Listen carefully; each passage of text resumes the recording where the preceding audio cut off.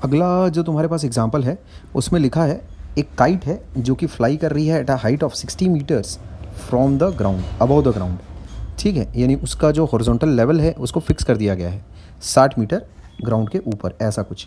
सो ये अगर तुम्हारे पास ग्राउंड है, दिस इज़ द ग्राउंड, है ना, then the kite is flying at this level, ऐसा। ये तुमको कितना दिया हुआ है, ये 60 मीटर होगा करके, ये चीज़ तुम लोगों को दे दी गई है। अच्छा, the string attach to the kite, आगे बढ़ते हैं सवाल में। The string attach to the kite is temporarily tied to a point to a ground on the ground. ठीक है भाई, अच्छी बात है। मतलब जो धागा है एक्चुअल में जो कि मेरी काइट से बंधा हुआ है, उसका एक कोना तो जाहिर सी बात है काइट से ही बंधा हुआ है, दूसरा कोना जो है that is on the ground, that is lying on the ground, ऐसा। ठीक है। अच्छा, तो ये मेरा रोप है। ठीक है, ये वो रोप है जिससे काइट एक्चुअल में बंधी हुई है। दिस इज़ द काइट, ऐसा। अच्छा, के is the kite. The inclination of the string with the ground is, है ना, यहाँ देखो बड़े साफ तौर पर एंगल को डिस्क्राइब करके बताया गया है। स्ट्रिंग जो है ना, वो ग्राउंड के साथ कितना एंगल बना रही है, ये चीज़ एकदम साफ साफ लिखी हुई है। यहाँ पर कोई एलिवेशन, कोई डिप्रेशन, ये सब की तो कोई बात ही नहीं हो रही। ये जो पॉइंट है, ए वाला point, that is on the ground. The angle of inclination, inclination कितना दिया हुआ है तुम्हारा रोप के साथ या फिर स्ट्रिंग के साथ, स्ट्रिंग के साथ का जो ग्राउंड का जो इंक्लिनेशन दिया हुआ है वो 60 डिग्री दिया हुआ है, ऐसा। ठीक है। The length of the string assuming that there is no slack in the string. ठीक है, इसका मतलब ग्राउंड से जो ऊपर का जो स्तर है ना काइट का, वो चीज़ मुझे पता है, वो कितनी है मेरे पास, केबी की लेंथ मुझे पता है 60 मीटर है। और मुझसे एक्चुअल में लेंथ ऑफ स्ट्रिंग पूछी गई है, यानी मुझसे ए पूछा गया है, ए की वैल्यू कितनी होगी, ये चीज़ मुझसे पूछी गई है। There is no slack in the string, ये चीज़ बतानी क्यों ज़रूरी है, because length of the string अगर तुम निकाल रहे हो और ये बता रहे हो कि वो ए के बराबर है, तो तभी ऐसा हो सकता है जब कोई स्ट्रिंग में कोई स्लैक ना हो, मतलब स्ट्रिंग कुछ ऐसा ढीली ढाली ऐसी ना हो। समझ रहे, ढीली ढाली अगर रहेगी तो जो लेंथ तुम निकालोगे वो कम होगी, है ना, इसका मतलब उससे स्ट्रिंग की जो लेंथ है वो ज़्यादा है। तो there is no slack in the string. ठीक है, ये बात ध्यान में रखनी है। इस बात को ध्यान में रखते हुए हमें इस स्ट्रिंग की लेंथ निकालनी है। यहाँ पर अगर मैं मेंशन भी कर दूँ ऐसा स्ट्रिंग तो कुछ गलत नहीं होगा। ठीक, डायग्राम मेरा रेडी है ना। इसके बाजू में मेरे को गिवन डेटा पूरा पूरा साफ सुथरे तरीके से लिख लेना है अच्छे से। तो के इज़ व्हाट, के रिप्रेजेंट्स द काइट, है ना।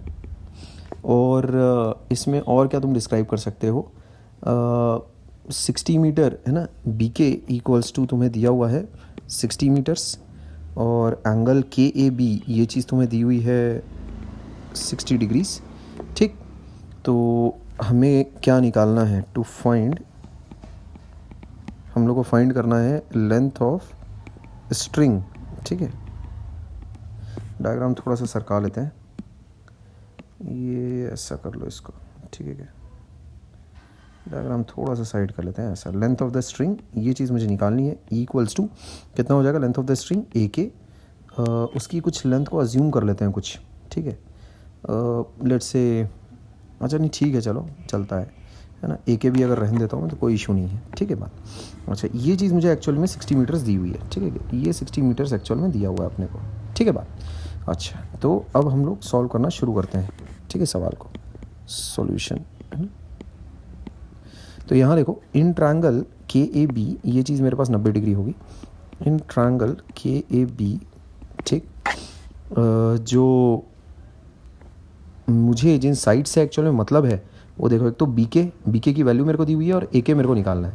यानी विद रेस्पेक्ट टू 60 डिग्री मेरे पास परपेंडिकुलर है और मेरे पास हाइपोटेन्यूज है। यहाँ देख रहे हो 60 डिग्री के रेस्पेक्ट में ये देखो, ये रहा परपेंडिकुलर और ये रहा हाइपोटेन्यूज। ठीक है, तो परपेंडिकुलर और हाइपोटेन्यूज अगर मेरे पास है तो जाहिर सी बात है कौन सा ट्रिग्नोमेट्रिक रेशियो मैं लगाऊंगा, 60 साइन 60 डिग्री। तो sine 60 degree that would be equal to K B upon K A, है ना। के बोलो ए के बोलो, एक ही बात है। तो बी के मेरे पास हो जाएगा 60 मीटर और ए के उस चीज़ को मुझे निकालना है। ठीक है क्या, तो यहाँ देखो साइन 60 डिग्री होता है तुम्हारे पास √3/2, दैट इक्वल 60 अपॉन ए के। इसका मतलब मैं ऐसा बोल सकता हूँ that A K will be equal to 60 × 2 upon √3। ठीक, अगर ऊपर नीचे अगर मैं √3 का अगर मल्टीप्लिकेशन अगर कर दूँ तो यहाँ देखो 3 और √3 कट कर मेरे पास 3 बचेगा, 3 जा। ठीक है क्या, 60 होता है, तो ये चीज़ हो जाएगी मेरे पास 40√3, ऐसा। तो फुल एंड फाइनल जब तुम आंसर अपना लिखोगे, the length of the string, उस चीज़ को कितना बताओगे, the length of the string, उस चीज़ को तुम रिपोर्ट करना इज़ 40√3 मीटर्स, ऐसा। This would be your answer. ठीक है, ऐसा इस चीज़ को तुम अपना आंसर रिपोर्ट करोगे। क्लियर है बात, ये ऐसा, है ना।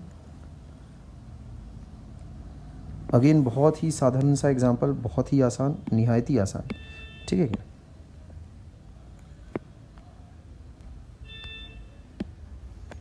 खैर